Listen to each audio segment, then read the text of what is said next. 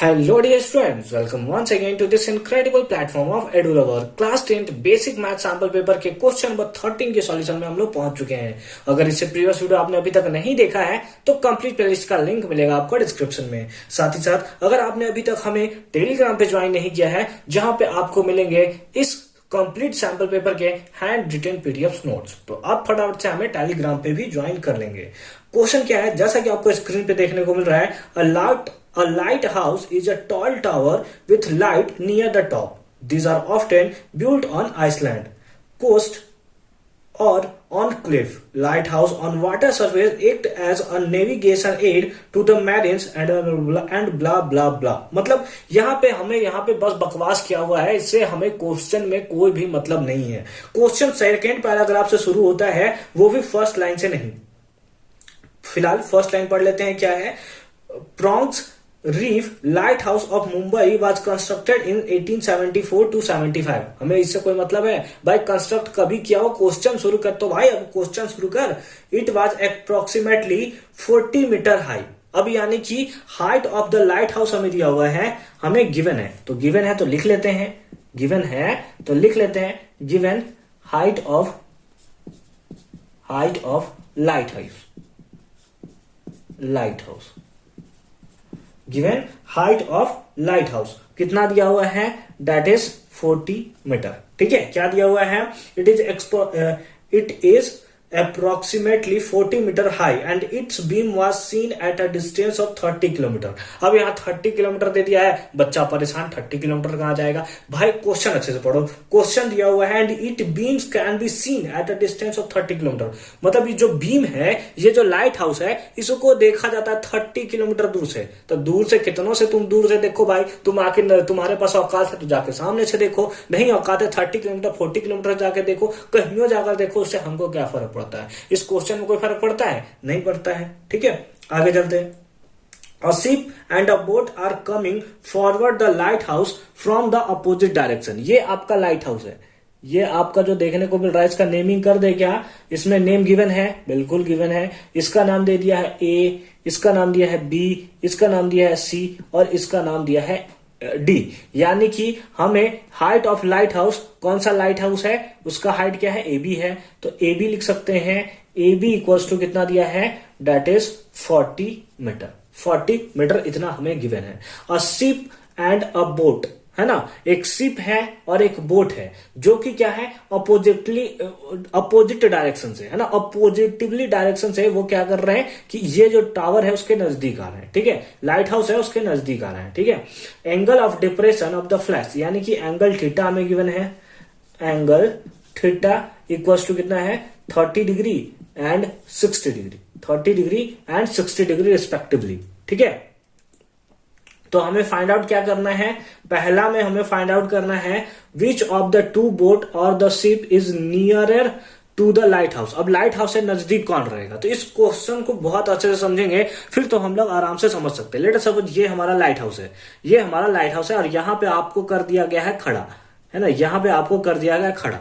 ठीक है, तो आप कैसे देखोगे, यहां पे ऐसे ऐसे देखोगे, यहां पे जब सामने देखोगे तो एंगल कितना होगा, 0 डिग्री, 0 डिग्री। अब जितना नजदीक रहेगा, जैसे अगर कोई एक बोट है ना, एक बोट है, ठीक है, एक बोट है, इस टाइप से बना लेते हैं, एक बोट है, ठीक है, एक बोट है, इस टाइप से एक बोट है यहाँ पे। तो यहां पे आप देखोगे तो एंगल कितना बनेगा, छोटा बनेगा। अगर यही बोट चलकर यहां पहुंच गया, ये बोट चलकर यहां पहुंच गया, तो एंगल भी क्या हो जाएगा आपका, बढ़ जाएगा। यहां से एंगल जो हो गया बढ़ जाएगा, यानी कि जिसका जितना ज्यादा एंगल होगा वो उतना नजदीक होगा, है ना, जिसका एंगल ज्यादा होगा वो उतना नजदीक होगा। तो इसमें अगर आप देखो तो बोट का जो हमें एंगल देखने को मिल रहा है 30 डिग्री देखने को मिल रहा है, और इसका जो एंगल देखने को मिल रहा है दैट इज 60 डिग्री देखने को मिल रहा है। मतलब ये एंगल ज्यादा है, मतलब ये जो है वो ज्यादा नजदीक होगा। तो इस हिसाब से हम लोग बोल सकते हैं, फर्स्ट में हम लोग क्या बोल सकते हैं, द शिप विच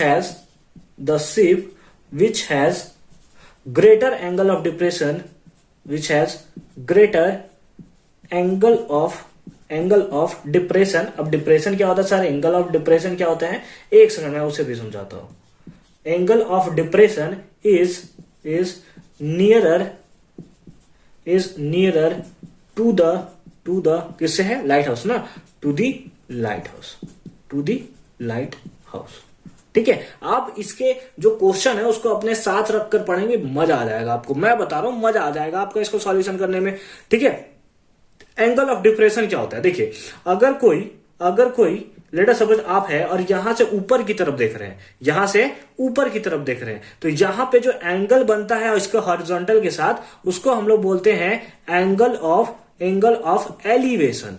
क्या बोलते हैं, एंगल ऑफ एलिवेशन। लेकिन अगर आपको कोई एक इस टाइप का बिल्डिंग है और इसके ऊपर खड़ा कर दिया गया ऊपर, और ऊपर से आप नीचे देख रहे हो, तो ये जो होगा इसका क्या होगा, 0 डिग्री होगा। यहां पे जो एंगल बनता है लेट अस सपोज 30 डिग्री है, तो ये हमारा एंगल ऑफ डिप्रेशन होगा। यानी एंगल ऑफ एलिवेशन नीचे से ऊपर देखने पे लगता है, और एंगल ऑफ डिप्रेशन ऊपर से नीचे की ओर देखने पे हमारा यूज होता है। ठीक है, समझ गए। हालांकि इसका जो कंप्लीट एनसीईआरटी का सॉल्यूशन मैंने करा रखा है, नीचे उसका लिंक मैंने दे रखा है, तो वहां से आप जाकर देख सकते हो। कंप्लीट एनसीईआरटी का सॉल्यूशन करो, आपको कहीं भी प्रॉब्लम देखने को नहीं मिलेगा।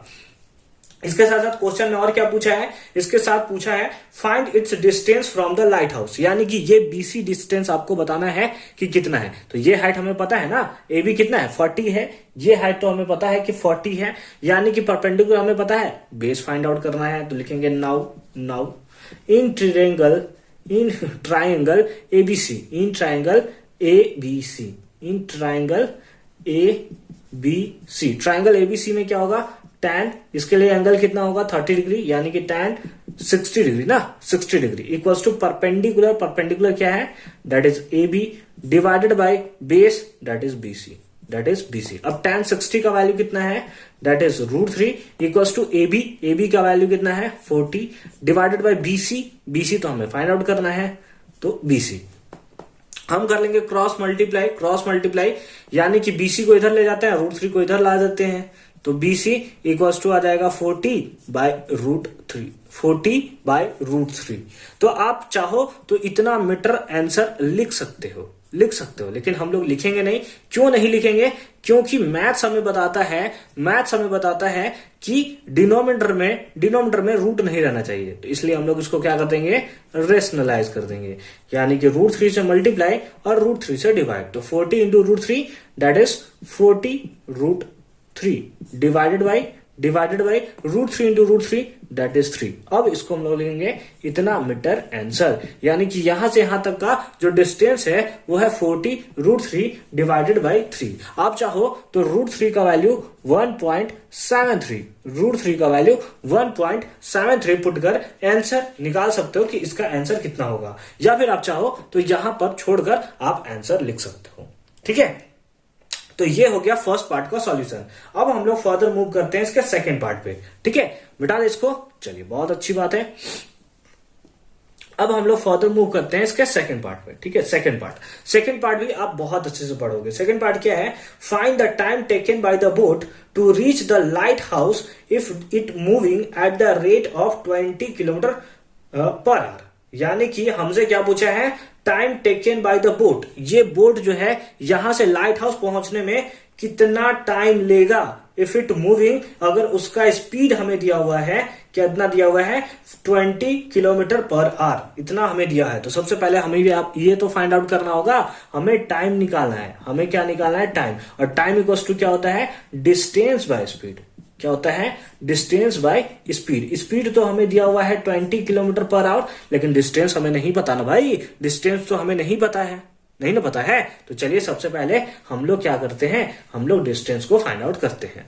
तो हमें क्या फाइंड आउट करना है, BD फाइंड आउट करना है। परपेंडिकुलर दिया है, परपेंडिकुलर और बेस कौन सा होता है, tan थीटा। तो लिखेंगे इन ट्राइंगल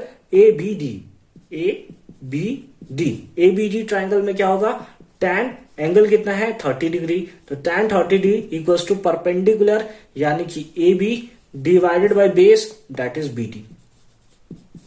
अब tan 30 का वैल्यू कितना होता है, 1/√3 equals to AB by BD।